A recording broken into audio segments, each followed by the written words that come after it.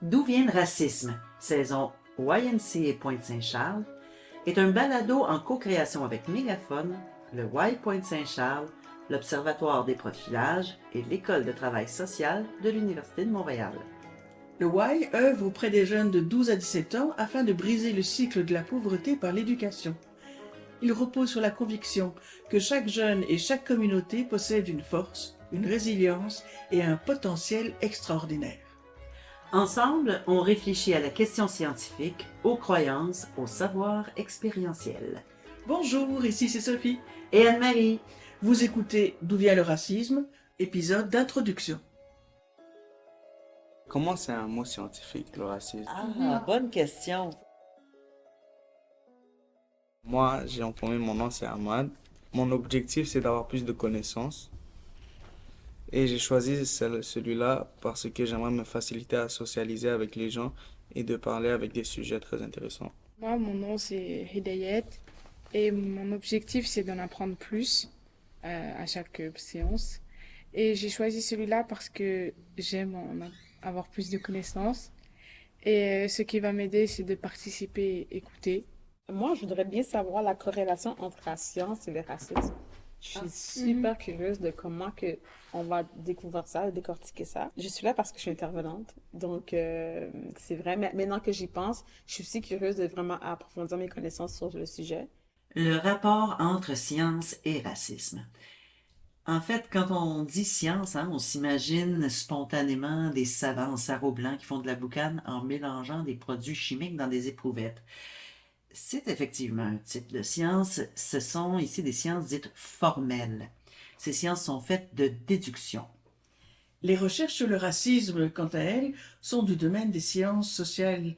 On parle ici de sciences de l'induction. On part de l'expérience humaine et on induit une interprétation.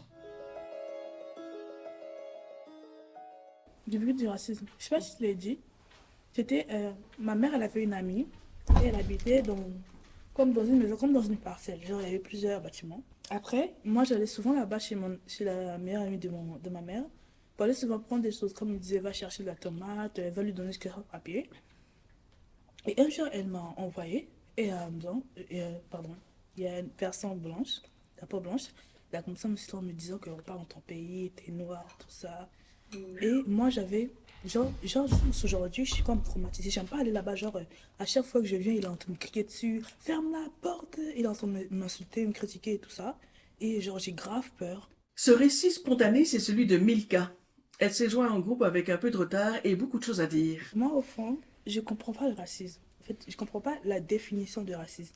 Genre, le mot, lui, il n'a aucun sens dans ma tête. Si on veut faire quelque chose, que je sois blanc, noir, c'est quoi l'impact? Alors, j'ai jamais compris les conseils que les gens me donnaient sur, genre, regarde ta peau, on est noir, nanana. Un des objectifs de ce balado, c'est d'essayer de comprendre justement d'où vient le racisme.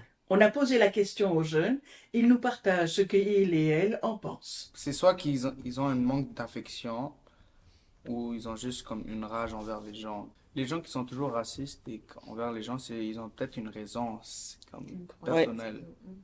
Mais je trouve que c'est aussi vraiment l'éducation. Ouais, par exemple, genre, je vais donner un exemple, mais par exemple, Marine Le Pen, ben, son père aussi, il était bizarre, genre, donc... Monsieur Le Pen est bizarre. C'est une façon gentille de le dire.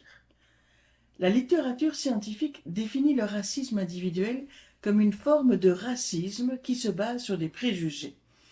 Et ces préjugés sont construits sur des représentations issues des rapports coloniaux. Autrement dit, avant la colonisation, le processus du racisme n'existait pas. Et qui dit colonialisme dit homme blanc. Bon ça sera pas léger comme sujet, mais on est prête? Oui. Les jeunes sont avides d'en discuter et l'intervenante aussi. Est-ce que vous croyez que le racisme, c'est juste concentré sur la couleur de peau ou c'est sur d'autres choses? Non, c'est surtout, c'est sur religion, tes intérêts, ça peut se prendre en plusieurs formes, moi, je trouve. Tu sais, il y a des gens, par exemple, en Haïti, où c'est très connu dans la communauté noire, que quand tu es plus clair, tu as beaucoup plus de respect. Et quand tu es plus foncé, on te voit moins, on donne moins de respect. Et on va voir qu'en Haïti, les personnes qui sont plus foncées sont plus dans la ferme, ils travaillent beaucoup la terre. Et ceux qui sont plus clairs, ils vont plus être dans les villes, Ah ils ouais. vont être plus dans les carriéristes, plus d'opportunités. Donc, ça fait beaucoup de colorism dans les personnes de couleur. Donc, des fois, c'est dans les mêmes ethnies. Moi, je suis maquillée aussi. Et j'ai été maquillée une dame de couleur. Et elle est comme elle est de ma couleur un petit peu plus pâle. Et sa maman prend des crèmes pour s'éclaircir. Et je la maquillais selon sa carnation, très super belle. Sa mère est comme, oh non, je pense qu'elle est trop foncée. Puis j'étais comme, pardon? Oui, oui. Puis là, tu vois, la fille était vraiment tannée comme maman, non. Elle a vraiment respecté ma carnation, maman, non. Non, non, non, non. Prends cette couleur, une couleur aucunement à voir avec Oh elle. là là. Mais là, ça, c'est mieux. Je dis, mais ça va pas aller avec sa carnation, il faut que ça matche avec son cou. Puis elle insistait, donc j'ai dû faire un genre de mélange quelconque. Et là, elle était un peu plus claire, mais la mère était satisfaite. Puis j'étais comme, my gosh, comme, maintenant c'est sa fille qu'elle transmet ce message-là de t'es pas assez claire, t'es pas assez belle. Il y a des gens que c'est eux-mêmes qui veulent devenir racistes, mais il y a aussi des gens qui, comme, c'est pas leur faute qu'ils sont racistes, c'est leurs parents qui l'ont appris à être comme ça. C'est plus pour dire que oui, 100%. Et comme tu réalises que comme il y a une programmation qui s'est faite, donc c'est sûr que quand on parle de pays africains ou haïtiens ou peu importe, caribéens, on parle de la colonisation, donc les Blancs qui sont venus, puis on a même un mauvais mot qu'on dit colon guette. Ça veut dire qu'un colon qui est venu te prendre, genre. Puis puis aujourd'hui on prend ça comme un mauvais mot, mais back then c'était bienvenu, genre, tu sais. Ah. Donc, c'est toutes des choses que avec le temps, j'apprends. J'étais comme, oh my God, comme on a été brainwashé à pas nous aimer parce qu'on a dit que la vision parfaite de l'homme ou de la femme était la personne de couleur plus blanche. On est programmé. C'est intéressant. Et on sait que c'est long de se déprogrammer. De là l'importance de s'informer, de s'éduquer, pour connaître d'où vient le racisme et déprogrammer quelque chose qui a été fabriqué de toutes pièces par l'homme blanc.